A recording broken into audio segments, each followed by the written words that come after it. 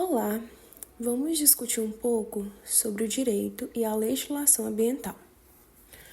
Primeiramente, vamos falar sobre o que é o direito ambiental. Ele é um ramo jurídico constituído por um conjunto de leis, normas e princípios que visam a proteção do meio ambiente como um todo, a preservação das espécies e a qualidade de vida. As disposições e os instrumentos legais de direito ambiental tratam de aspectos ecológicos, econômicos e sociais, influenciando as relações individuais de governo, de empresas, como o ecossistema. A área do direito ambiental não possui um código ou legislação única no Brasil, da mesma forma que encontramos em outros ramos.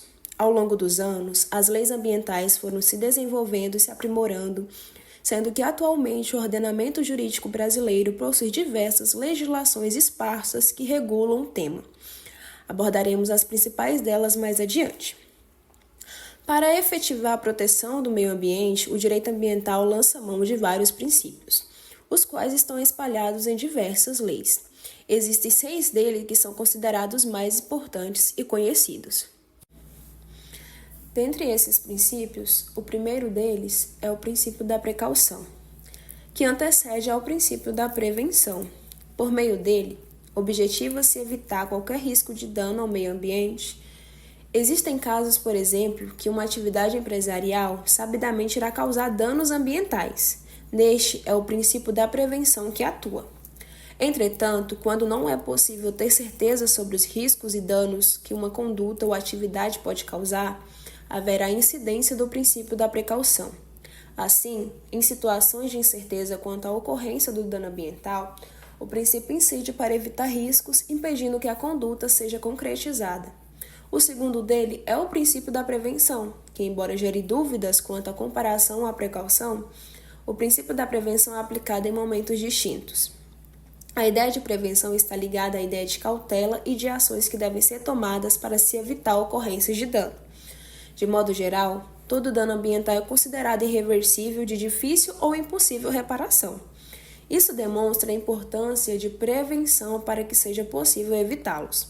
Esse princípio está previsto na Constituição Federal e busca proteger e preservar o equilíbrio ecológico para as presentes e futuras gerações. O terceiro princípio é do poluidor-pagador, que possui caráter preventivo. Sua função é atribuir ao poluidor ou condutor de atividades econômicas potencialmente poluidora os custos decorrentes da prevenção da poluição e os de reparação de danos ambientais não evitados. Assim, cabe ao poluidor a responsabilidade material e financeira pela proteção ambiental, a qual deve ser satisfeita por meio da prevenção, eliminação ou compensação financeira de degradação ambiental. O quarto princípio é o princípio da responsabilidade. O princípio da responsabilidade está estritamente vinculado ao princípio do poluidor-pagador. Ele define que, ocorrendo dano ambiental, aquele que o causar será responsável pela reparação do mesmo, tendo a obrigação legal de fazê-lo. Esse princípio também está previsto na Constituição Federal e busca atribuir responsabilidades civis, administrativas e penais a pessoas físicas ou jurídicas que realizem condutas lesíveis ao meio ambiente. O quinto princípio é o princípio do equilíbrio, que diz respeito à necessidade de prever as consequências de ações que intervêm ao meio ambiente, a fim de ponderar se elas serão úteis para toda a coletividade, bem como se importarão os danos excessivos ao ecossistema e à vida humana.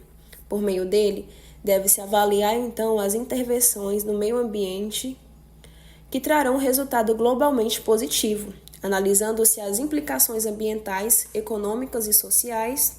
Assim como o próprio nome do princípio indica, o objetivo é alcançar um equilíbrio nas relações entre o humano e o meio ambiente. O último princípio está o princípio democrático, que está previsto na nossa Constituição Federal e diz respeito ao direito de todos os cidadãos de participar da elaboração de políticas públicas relacionadas ao meio ambiente. Para lançar mão desse princípio, as pessoas podem utilizar diversos instrumentos, como o plebiscito, a iniciativa popular, o referendo, o direito de petição, a ação pública e entre outros. Por meio dessas ações, os cidadãos podem agir preventivamente, participando da elaboração de leis e também de forma reativa.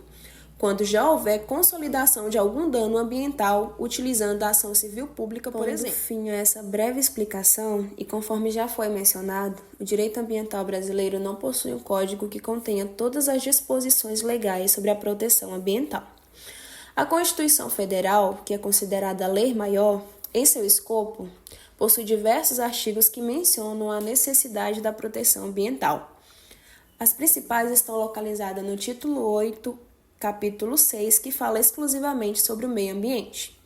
O artigo 225 da Constituição, que inicia o capítulo, dispõe falando que todos têm direito a um meio ambiente ecologicamente equilibrado, bem de uso comum do povo e essencial à sadia qualidade de vida, impondo-se ao poder público e à coletividade o dever de defendê-lo e preservá-lo para as presentes e futuras gerações. Meu nome é Maria Alice, estou no 4º período do curso de Direito Matutino e trouxe para vocês esse breve apanhado em forma de mapa mental sobre o direito e a legislação ambiental.